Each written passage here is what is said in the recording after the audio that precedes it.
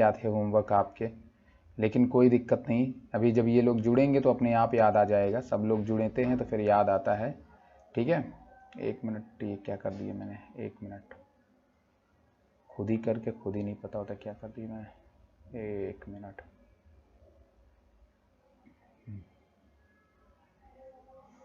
चलिए, सबको आवाज़ सही जा रही है? कोई आवाज़ गूंज ऊज तो नहीं रही है ना? एक बार हमको बता देना। कहाँ से पेज कहाँ से ऐड करता हूँ मैं? हाँ, यहाँ से, ठीक है, वाइट कलर कर देता हूँ, ठीक। चलिए, तो अभी तक हम लोगों ने क्या क्या बातें कर ली हैं? अभी तक हम लोगों ने बात कर ली थी RBC के बारे में, WBC के बारे में, जहाँ मैंने बताया कि ये बेसिकली दो तरह के होते हैं। एक होते हैं आपके ग्रैन्युलोसाइट्स जिसमें आपके ग्रैन्यूल्स प्रेजेंट होते हैं, और एक आपके होते हैं एग्रैन्युलोसाइट्स जिसमें आपके ग्रैन्यूल प्रेजेंट नहीं होते हैं। इसमें मैंने कुछ अलग अलग टाइप्स आपको बताए थे, इसमें मैंने 2 अलग टाइप्स आपको बताए हुए थे, जो नाम आप लोग याद कर लीजिएगा, इओसिनोफिल्स, न्यूट्रोफिल्स, ठीक है ना, ये सब आप याद कर लीजिएगा, बेसोफिल्स वगैरह, ये सब आप याद कर लीजिएगा। यहाँ पे आपके लिम्फोसाइट्स, मोनोसाइट्स देखने को मिलती हैं, ग्रेनुलोसाइट्स में आप उसको याद कर लीजिएगा, ठीक। अलग अलग फंक्शंस मैंने आपको बता दिए थे, परसेंटेज बता दिया था कि कौन कितने परसेंटेज के अंदर है। उस चार्ट को सब लोगों ने होमवर्क के अंदर बनाया था, ये बहुत अच्छी बात है, और सभी बच्चों ने दिखाया था, लड़कों में से सबने दिखाया था। सतीश नहीं थे लेक्चर के अंदर, तो सतीश शायद नहीं पता होगा कि क्या है क्या नहीं, उसके थोड़ा सा नेटवर्क उसका वो प्रॉब्लम चल रहा है लाइट वाला, तो देखते हैं क्या फिक्स हो पाता है कि नहीं हो पाता है, ये भी अपने में एक अच्छी बात होगी, ठीक है। चलो, तो अब हम लोग पढ़ते हैं आगे, जो है जो आपके बुक में तो नहीं है लेकिन आपको समझनी चाहिए। बार बार हम एक चीज़ आपसे कहते हैं कि जो हमारी ब्लड है वो किससे बनी हुई है? बोन मैरो से बनी हुई है। अब देखिए, ये हमारा एक बोन है, क्या है? बोन है, आप कहीं की भी बोन मान लीजिए नॉर्मली, ये हमारी एक बोन है, और यहाँ पे बोन के अंदर जो हमारी ये रेड कलर का ये आपको दिखाई दे रहा है, ये वाला स्ट्रक्चर जो रेड कलर का आपको दिखाई दे रहा है, 1 मिनट रुक जाइए, बढ़िया से दिखा रहे हैं, ये जो स्ट्रक्चर आपको दिखाई दे रहा है पूरा, ये स्ट्रक्चर बेसिकली हमारा होता है रेड कलर का रेड बोन मैरो, या फिर आप इसको स्टेम सेल्स कह सकती हैं। ये जो हमारा बोन मैरो होता है वो, जिसको हम लोग रेड बोन मैरो के नाम से जानते हैं, और ये इंपॉर्टेंट इसलिए होता है क्योंकि इसी रेड बोन मैरो से ही हमारी सेल्स जो होती हैं वो बेसिकली क्या होती हैं? बनती हैं। तो यहाँ पे अगर आप देखिए, यहाँ पे इन्होंने सेक्शन को काट करके दिखाया है कि इन्होंने इसके इस पोर्शंस को काटा है, जिसमें कुछ हिस्सा जो है बोन का भी आया है, और कुछ हिस्सा आपके बोन के जो मैरो है, आपका रेड बोन मैरो है, उसका कुछ हिस्सा आपको देखने को यहाँ पे मिल रहा है, ठीक है। सबको बात समझ में आ रही है ना?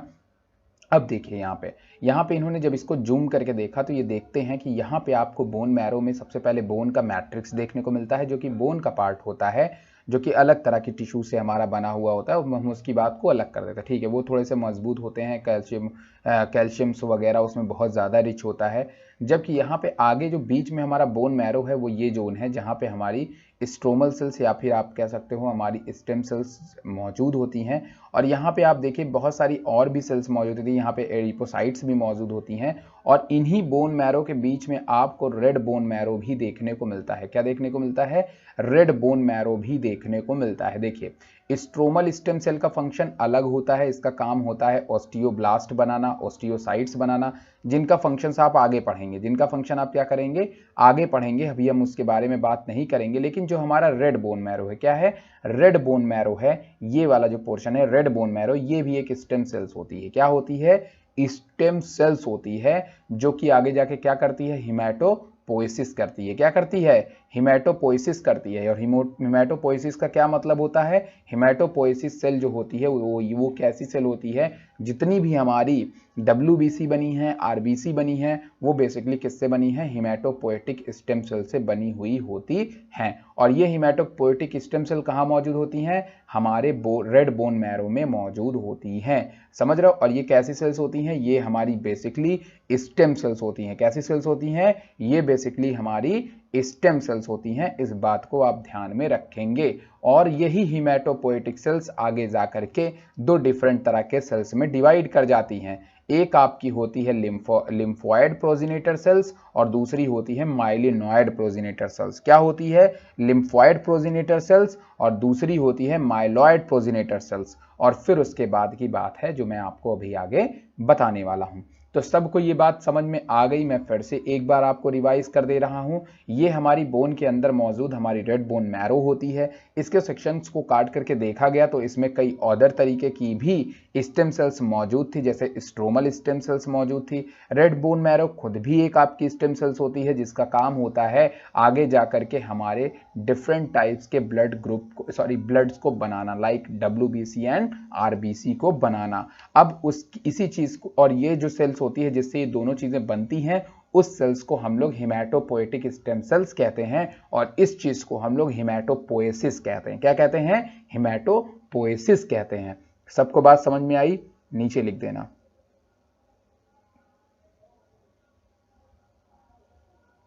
हाँ, नीचे आप लोग जो है पूरा अच्छे से प्रॉपर लिख देना। बात समझ में आ रही है तो आप लोग लिख देना, ठीक है।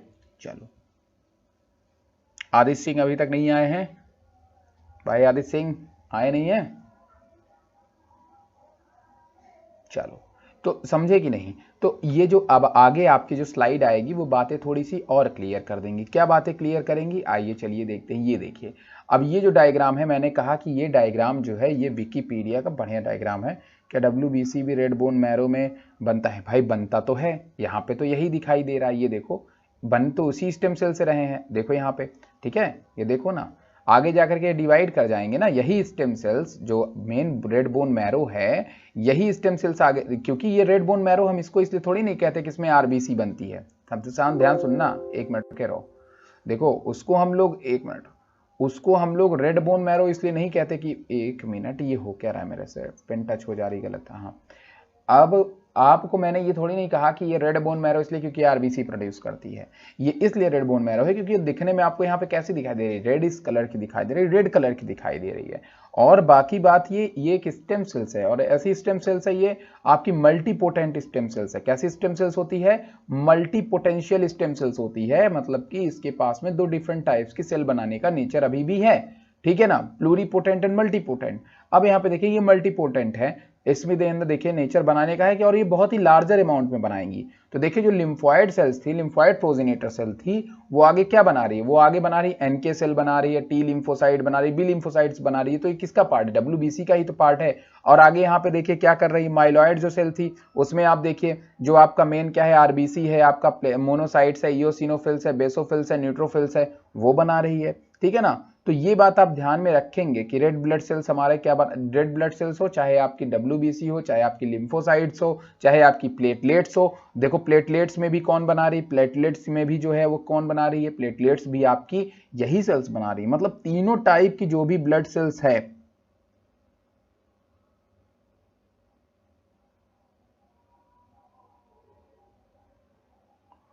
अरे यार सबके गांव से लाइटें गायब हो चुकी है यार, बड़ी दिक्कत। अच्छा, आदि से तुम्हारी बात कैसे हुई थी जो है? चलो, ऐसे वो लड़का पढ़ने वाला है, उसके ऊपर हम शक नहीं करते, ठीक है। चलो खैर, तो ये समझ में आ गया ना।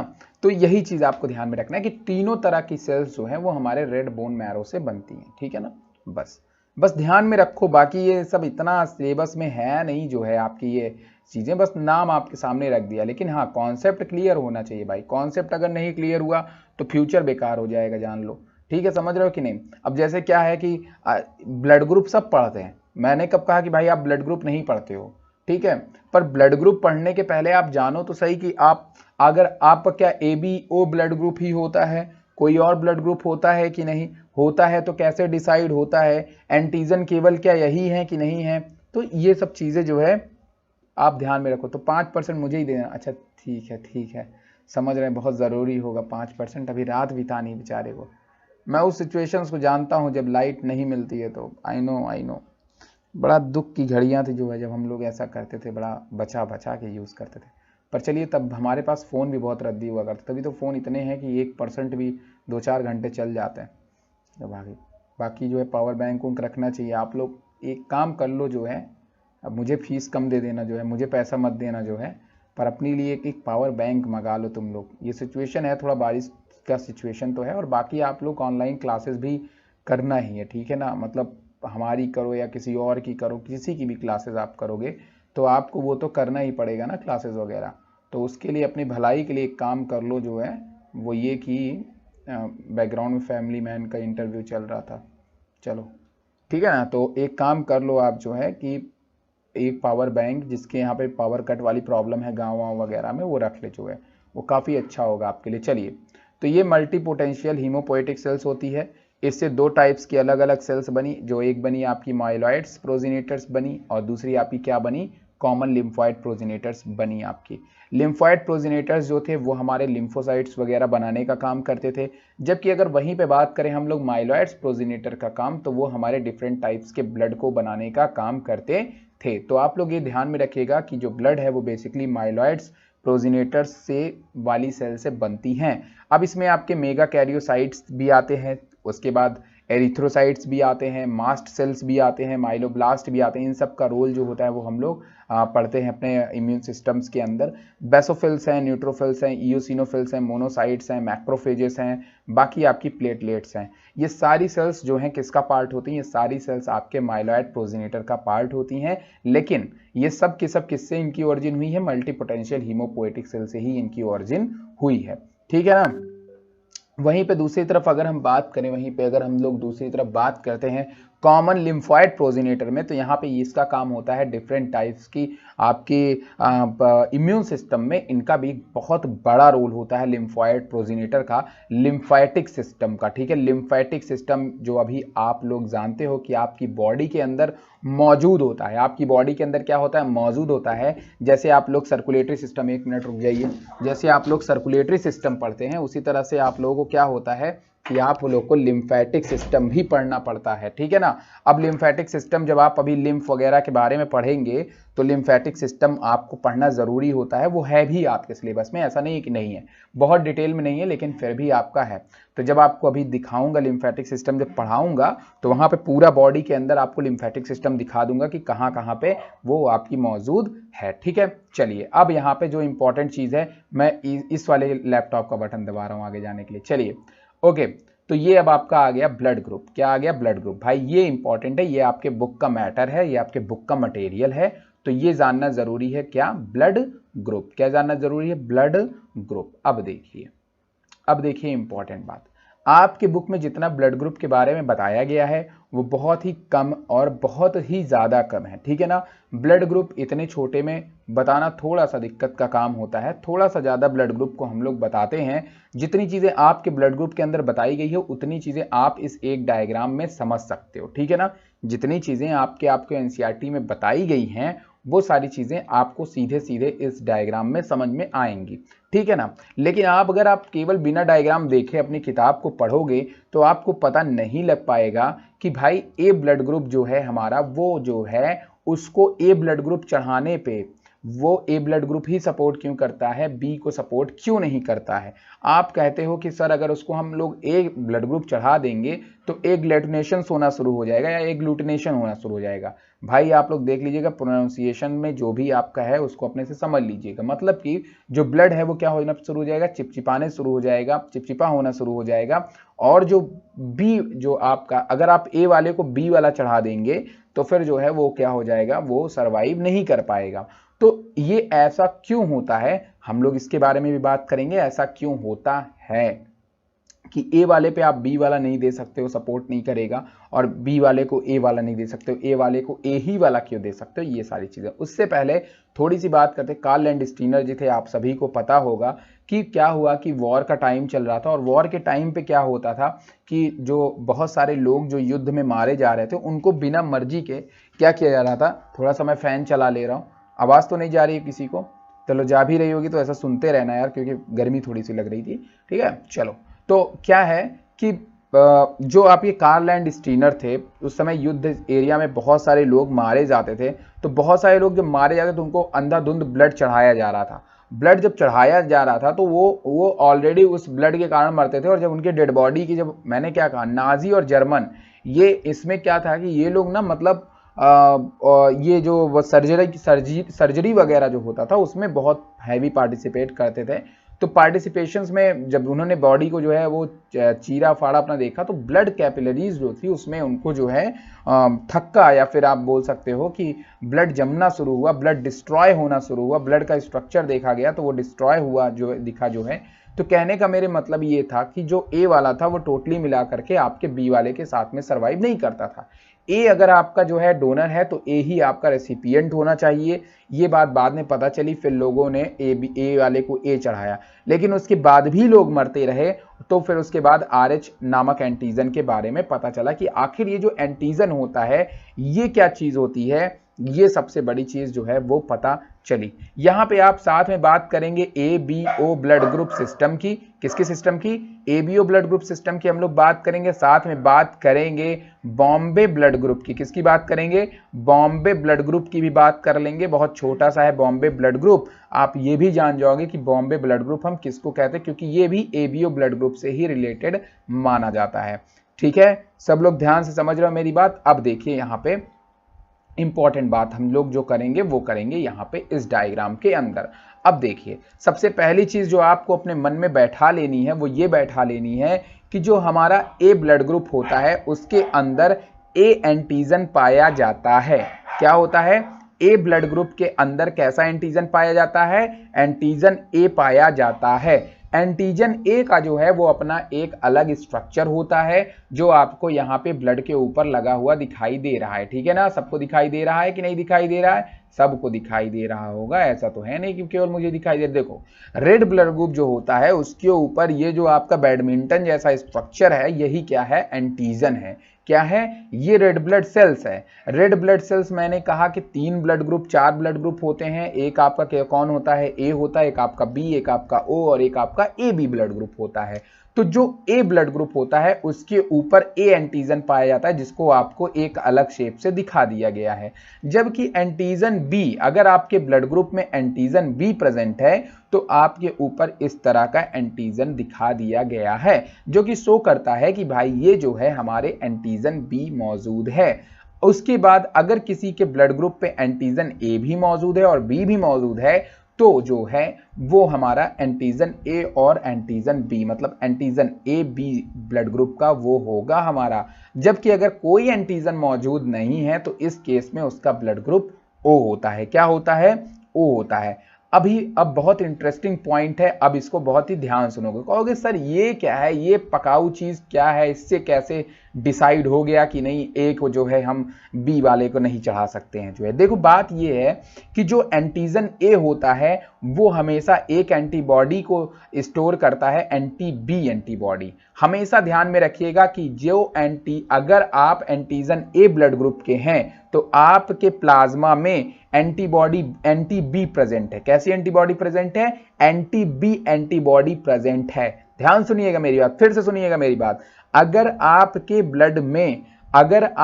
ब्लड ग्रुप ए है तो आप में कौन सा एंटीबॉडी प्रेजेंट है? एंटी बी प्रेजेंट है। आपको कहोगे सर एंटी बी क्यों प्रेजेंट है, एंटी ए क्यों नहीं प्रेजेंट है?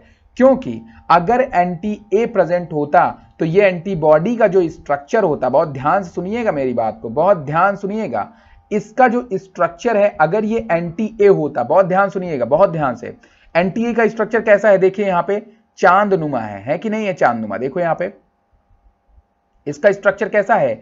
चांदनुमा है ना। तो ये चांदनुमा जो स्ट्रक्चर है किसके साथ में फिट होगा? इसके साथ में जाकर के फिट हो जाएगा। अगर इसके साथ में जाके फिट हो गया तो एंटीबॉडी अपने इस एंटीजन को क्या कर देगा? खत्म कर देगा। क्योंकि एंटीबॉडी अगर किसी चीज से बाइंड करेगा तो उसका रिएक्शंस जो होगा वो जानते ही हो, जैसे वो दूसरे सेल के ऊपर अटैक करता है उसी तरह ये अपने ही सेल को किल कर देगा। समझ गए मेरी बात की नहीं? इसीलिए अगर किसी इंसान का ब्लड ग्रुप बी है, अगर किसी इंसान का ब्लड ग्रुप बी है तो उसमें कैसा एंटीबॉडी होता है? Anti A. तो अगर हम किसी को जो है बी चढ़ा देंगे तो एंटी ए वाला एंटीबॉडी क्या करेगा? इसके ऊपर जाके बाइंड कर जाएगा और इसको क्या कर देगा? किल कर देगा। समझ गए मेरी बात? इसीलिए किसी को हम लोग इस एंटीबॉडी वाला खून वाले आदमी को ये वाला ए ब्लड ग्रुप नहीं दे सकते हैं। समझ में आ रही मेरी बात? थोड़ा सा घूम फिर गया ना, थोड़ा सा हमें बताओ क्लियर हुआ कि नहीं हुआ? ये बताओ पहले, क्लियर हो रहा है कि नहीं हो रहा है? ये तो मैं डिटेल में बताता हूं आपको। बताओ क्लियर हुआ कि नहीं, एक बार हमें बताओ तो आप लोग। चलो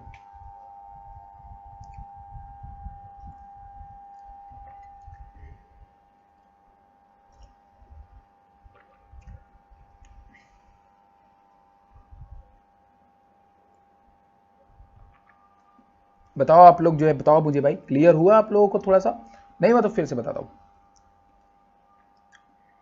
ऐसा पढ़े होगे ये सब ना, नहीं क्लियर हुआ, चलो ठीक है। देखो इधर मेरी बात को सुनो मेरी बात को, अच्छा ठीक है, देखो कोई प्रॉब्लम नहीं एकदम। अब देखिए यहां पे, जैसे देखो कि सबसे पहली चीज, 1 मिनट रुके रहो, 1 मिनट, ओके। देखो यहां पे जैसे मान लो ये वर्तिका है, ठीक है, ये वर्तिका है, ये अंशिका है, ये जो है अंजलि है, ठीक है। चलो मान लेते हैं ना, ठीक है। अब देखो वर्तिका का नाम पहले इसलिए लिख दिया कि अंशिका का नाम पहले लिखता, वर्तिका का उसका नाम पहले क्यों लिख दिया, सब पहले मेरा नाम लिखना था, ठीक है। चलो वर्तिका जो है इनका ब्लड ग्रुप जो है वो A+ है, क्या है, A है। मान लो इनका ब्लड ग्रुप क्या है, A है, क्लियर। अगर इनका ब्लड ग्रुप A है तो इनके ब्लड में जो होगा वो क्या होगा, इनके ब्लड में आपका एक तो मौजूद होगा एंटीजन। एंटीजन कैसा होगा इनके ब्लड में, इनके ब्लड में जो एंटीजन है वो कैसा होगा, A होगा। कैसा एंटीजन होगा, A होगा। ये बात तो समझ में आ गया। और एंटीबॉडी कैसा होगा इनके ब्लड में, क्योंकि ब्लड में दोनों चीज मौजूद होती है ना, एंटीजन और एंटीबॉडी। एंटीजन तो हमारे ब्लड में है, एंटीबॉडी हमारे प्लाज्मा में रहेगी। अब ये जो एंटीबॉडी है, ये जो एंटीबॉडी है आपकी, गाना निकल गया, तो ये जो एंटीबॉडी है वो इनके अंदर कैसा होगा, एंटी बी होगा। कैसा होगा, एंटी बी होगा। समझ गए मेरी बात कि नहीं। अगर किसी का ब्लड ग्रुप ए है तो उसके अंदर एंटीबॉडी कैसा होगा, एंटी बी होगा, ठीक। अब अंशिका की बात करते हैं। अंशिका का ब्लड ग्रुप जो है वो बी है। कैसा है, बी है।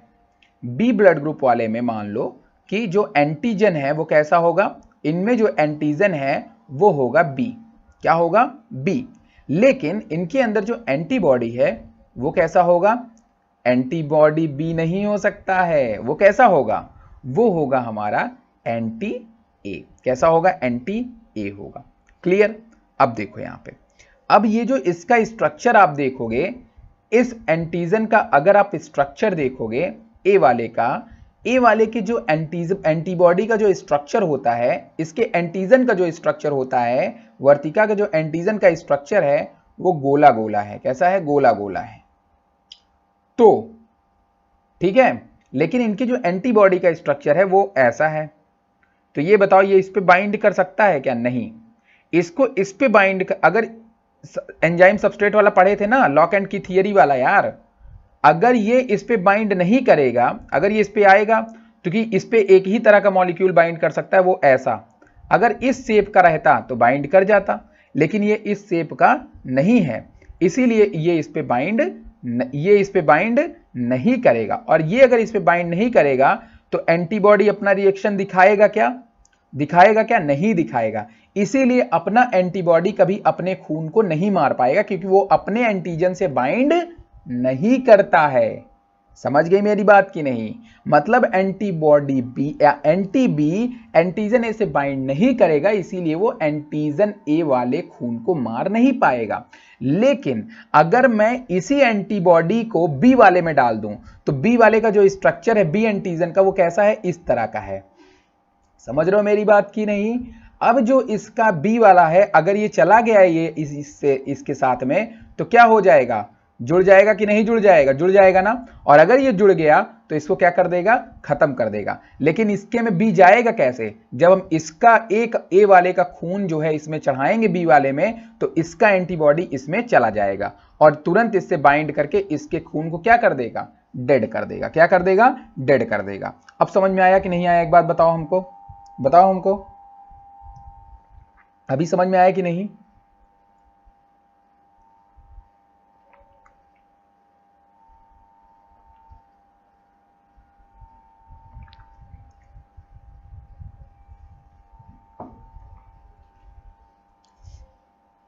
चलिए बताइए।